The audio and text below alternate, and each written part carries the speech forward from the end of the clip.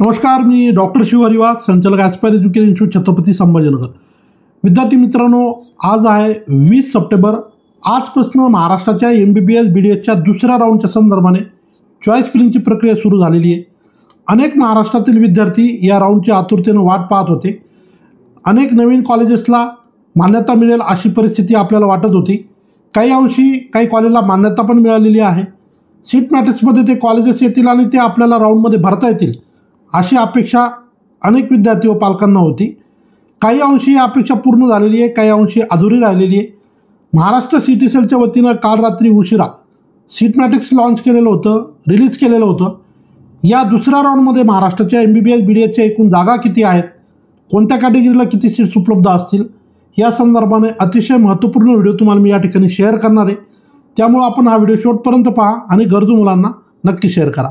आता जसं आपण बघत होतो की आपण ऑलरेडी काही व्हिडिओ त्या संदर्भात केलेले पण होते की नवीन काही कॉलेजेस येत आहेत. याशिवाय एक्झिस्टिंग जे कॉलेजेस आहेत, जे जुने कॉलेजेस आहेत, त्या ठिकाणी सीट्सची वाढ होताना आपल्याला पाहायला मिळत होती.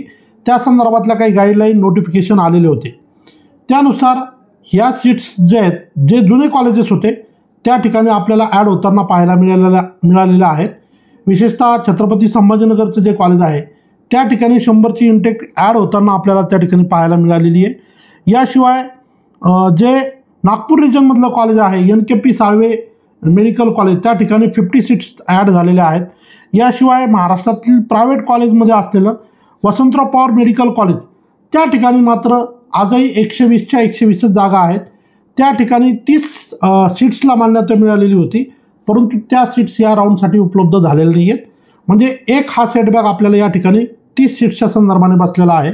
याशिवाय सखुबाई कातकडे मेडिकल कॉलेज, हे जे कॉलेज आपल्याला या राऊंडमध्ये येणं अपेक्षित होतं, ज्याची 100ची इंटेक आहे, तेही कॉलेज आपल्याला या ठिकाणी उपलब्ध झालेलं नाही आहे. परंतु 150 जागा मात्र आपल्याला या ठिकाणी उपलब्ध झालेल्या आहेत. याशिवाय महाराष्ट्रामध्ये ESIC मेडिकल कॉलेजला जी मान्यता मिळालेली होती, जे की ऑल इंडियाच्या दुसऱ्या राऊंडमध्ये पण ते कॉलेज उपलब्ध नव्हतं, परंतु महाराष्ट्र स्टेट कोट्याच्या संदर्भाने ज्या सीट्स आपल्या वाट्याला आलेल्या आहेत त्या संदर्भानं जे तर ते कॉलेज महाराष्ट्राच्या राऊंडमध्ये ॲड झालेलं आहे. आणि त्या ठिकाणी साधारण आपल्याला एकूण 17 सीट्स ह्या उपलब्ध झालेल्या आहेत. म्हणजे पहिलं महाराष्ट्रातलं ESIC मेडिकल कॉलेज, आणि ज्या ठिकाणी 50च्या इंटेकचं कॉलेज आहे, परंतु all India quota, ESIC quota आणि स्टेट कोटा अशा पद्धतीने त्या सीटचं सगळं बायफर्गेशन होतं. तर ESIC मेडिकल कॉलेजच्या जे तर आपल्याला नेमक्या किती सीट्स उपलब्ध झाल्या, एकदम करेक्ट आकडा मी तुम्हाला या ठिकाणी सांगतो. या माध्यमातून काही अंशी आपल्याकडे सीट्स वाढल्या असं आपण म्हणू शकतो. 50ची कॅपॅसिटी आहे, परंतु महाराष्ट्राच्या वाट्याला त्यापैकी फक्त 17 जागा आहेत, जसं की मी व्हिडिओमध्ये सुरुवातीला उल्लेख केला. परंतु या 17 डॉक्टर हेडगेवार रुग्णालयाचं जे कॉलेज आहे, Ramchandra institute of medical science, त्याच्या साधारण 100 सीट्स आणि NKP साळवेच्या 50, मोठामोठी बऱ्यापैकी सीट्स आपल्याला उपलब्ध झालेल्या आहेत. आता आपण वळूया महाराष्ट्रामध्ये कोणत्या कॅटेगरीमध्ये किती जागा उपलब्ध आहेत, एकूण जागा किती उपलब्ध असणार आहेत, IQ कोटामध्ये कुणाला भाग घ्यायचा असेल त्यासाठी किती जागा उपलब्ध आहेत, सगळ्याच आकड्यांच्या संदर्भानं आपण आता या ठिकाणी चर्चा करणार आहोत. तर सगळ्यात पहिले जे ते SC कॅटेगरीमध्ये आपण बघूया. गव्हर्नमेंट मेडिकल कॉलेजला आताही SC कॅटेगरीला जवळजवळ 75 सीट्स उपलब्ध आहे. अर्थात यामध्ये काही कोटा जो आहे तो PWD कॅन्डिडेटच्या संदर्भानं आहे, हिली एरियाच्या संदर्भानं आहे, परंतु ओव्हरऑल 75 सीट्स ह्या गव्हर्नमेंट कॉलेजला आहे. प्रायव्हेटमध्ये 30 जागा आहेत. तर ओव्हरऑल 105 जागा ह्या महाराष्ट्राच्या SC कॅटेगरीच्या स्टुडंटसाठी उपलब्ध आहेत. त्यानंतर ST कॅटेगरीमध्ये जवळजवळ गव्हर्नमेंटमध्ये 53 आणि प्रायव्हेट कॉलेजेसला 35 सीट्स, तर अराऊंड 88 सीट्स त्या ठिकाणी उपलब्ध आहेत. विजयमध्ये साधारण गव्हर्नमेंटमध्ये 5 आणि प्रायव्हेट मेडिकल कॉलेजला 8 अशा 13 जागा त्या ठिकाणी उपलब्ध आहेत. NT1 कॅटेगरीमध्ये गव्हर्नमेंटमध्ये 4, प्रायव्हेट मेडिकल कॉलेजला 5, 9 जागा त्या ठिकाणी उपलब्ध आहेत. NT2 कॅटेगरीमध्ये, ज्याला आपण NTC म्हणूया, गव्हर्नमेंटमध्ये 5 आणि प्रायव्हेट मेडिकल कॉलेजला 10 अशा 15 जागा त्या ठिकाणी उपलब्ध आहेत. NT3 कॅटेगरीमध्ये गव्हर्नमेंट मेडिकल कॉलेजला 4, प्रायव्हेटमध्ये 7 म्हणजे 11 जागा त्या ठिकाणी उपलब्ध आहेत. OBC कॅटेगरीमध्ये गव्हर्नमेंट मेडिकल कॉलेजला 67 आणि प्रायव्हेट मेडिकल कॉलेजला 127, तर 54, तर दोन्ही मिळून साधारण 127 जागा त्या ठिकाणी आहेत. SCBC कॅटेगरीमध्ये गव्हर्नमेंट मेडिकल कॉलेजला 33 आणि प्रायव्हेट मेडिकल कॉलेजला 48, जवळजवळ 81 जागा त्या ठिकाणी उपलब्ध आहेत. EWS कॅटेगरी जी ती फक्त गव्हर्नमेंट कॉलेजमध्ये आहे, त्या ठिकाणी 37 सीट्स आहेत. ओपन कॅटेगरी मात्र सगळीकडे दोन्ही ठिकाणी भरपूर सीट्स उपलब्ध आहेत. जवळजवळ ओपनमध्ये गव्हर्नमेंट मेडिकल कॉलेजला 259 सीट्स आहेत आणि प्रायव्हेट मेडिकल कॉलेजेसला 351, जवळजवळ 610 जागा या ठिकाणी उपलब्ध आहेत.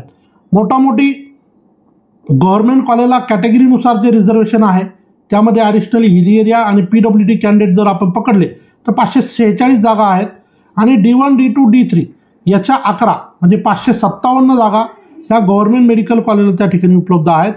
प्रायव्हेट मेडिकल कॉलेजचा विचार केला तर ही जी काय ओव्हरऑल आपण विद्यार्थी संख्या काउंट केली त्याची जी टोटल होते ती होते 539, परंतु यामध्ये वेदांता इन्स्टिट्यूट ऑफ मेडिकल सायन्सच्या 110 जागा आहेत आणि Indian institute of medical science बदनापूरच्या 5 जागा आहेत. म्हणजे 115 जागा या सर्वसामान्य मुलांसाठी उपलब्ध नसतात, कारण वेदांता इन्स्टिट्यूट ऑफ मेडिकल सायन्सला जर ॲडमिशन मिळालं तर कॅटेगरी बेनिफिट नसतो. म्हणजे किमान 15,57,000 फीस भरण्याची त्यांची तयारी आहे. अशा विद्यार्थ्यांना ते कॉलेज चालतं. सर्वसामान्य मुलांच्या बजेटमध्ये नाही आहे किंवा तिथं कॅटेगरी बेनिफिट नाही आहे म्हणून आपण त्याला वगळलेलं आहे. आणि बदनापूरचं जे कॉलेज आहे ते मुस्लिम मायनॉरिटी आहे, अर्थात ते मुस्लिम कॅन्डिडेटसाठी महत्त्वाचं आहे, परंतु सर्वसामान्य मुलांसाठी त्याचा फायदा नाही आहे. तर त्याच्या 5 जागा जर आपण रिक्त राहिलेल्या वजा केल्या तर एकूण 424 जागा या सेमी गव्हर्नमेंटमध्ये आहेत, 557 जागा या गव्हर्नमेंट मेडिकल कॉलेजला आहेत आणि याची जर टोटल केली आपण तर साधारण 981 जागा ह्या महाराष्ट्रातील सर्वसामान्य विद्यार्थ्यांसाठी उपलब्ध आहेत असं आपण त्या ठिकाणी म्हणू शकतो. अर्थात हे कॅटेगरी वाईज डिवाईड होईल हेही आपण या ठिकाणी विसरायचं नाही आहे. तर अशा पद्धतीनं 981 जागा ह्या गव्हर्नमेंट मेडिकल कॉलेजच्या आणि सेमी गव्हर्नमेंटच्या उपलब्ध आहेत. याशिवाय IQ कोटा ज्याला आपण म्हणूया, ज्याला मॅनेजमेंट म्हणूया, त्या संदर्भानं जवळजवळ 411 जागा ह्या प्रायव्हेट मेडिकल कॉलेजेसला उपलब्ध आहेत. सो मोठामोठी ह्या 411 जागासुद्धा आपल्या फारशा उपयोगाच्या नाही, ज्यांची पेईंग कॅपॅसिटी आहे अशा मुलांच्या संदर्भात त्या महत्त्वाच्या आहेत. तर 981 जागा ह्या सर्वसामान्य मुलांच्या संदर्भाने महत्त्वाच्या आहेत. येणाऱ्या काळामध्ये याच्यामध्ये 30 जागा वसंतराव पवारच्या ॲड होऊ शकतात पुढच्या राऊंडमध्ये. त्यानंतर सखुबाई कातकडे मेडिकल कॉलेज त्याच्या 100 जागा ॲड होऊ शकतात, म्हणजे त्या 130 जागा येऊ शकतात.